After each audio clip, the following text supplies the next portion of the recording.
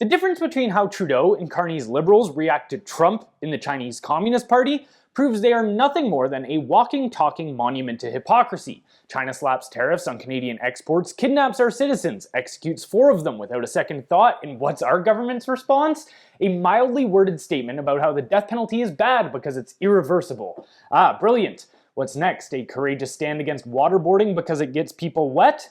But when Trump makes an economic decision they don't like, one that for better or worse is aimed at protecting his own country's interests, suddenly Mark Carney declares it's 1938 in Canada, drawing a direct parallel to 1930s Germany and warning that we are on the brink of a world war. The same politicians who refuse to even name China as a threat when discussing national security are ready to launch into full-blown wartime rhetoric when it comes to Trump.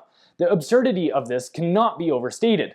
China has actually been subverting Canada for decades. Chinese state-backed companies are embedded in our economy. Chinese money laundering operations have turned our real estate market into a joke, pricing Canadians out of their own cities. Chinese criminal organizations run fentanyl operations through Vancouver, fueling the worst drug crisis in our history. Chinese operatives have meddled in our elections, not allegedly, but confirmed over and over again. And what's the political class done about it? Ignored it, suppressed reports, even rejected calls for investigations.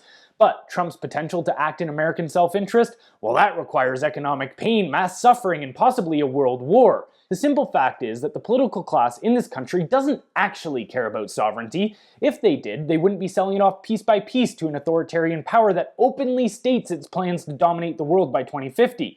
And let's talk about the media for a second. These people are working overtime to turn Canadians into frothing anti-American zealots. Our press, which survives off of government handouts, is on a full-blown propaganda campaign to convince Canadians that the real enemy is the country responsible for 40% of our GDP, while the regime actively swallowing Canada whole gets a free pass. This isn't a mistake. This isn't incompetence. This is a strategy.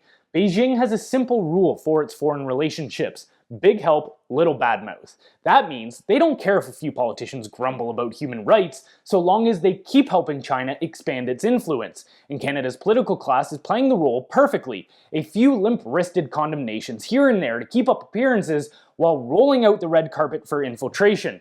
This is what Trudeau meant when he called Canada a post-national state. This is what Carney represents, a country that is no longer a nation, just a territory to be administered by global elites. They will sell you out, sell your economy out, and sell your future out, all while telling you it's necessary to stop Trump from doing the very thing they are already allowing China to do.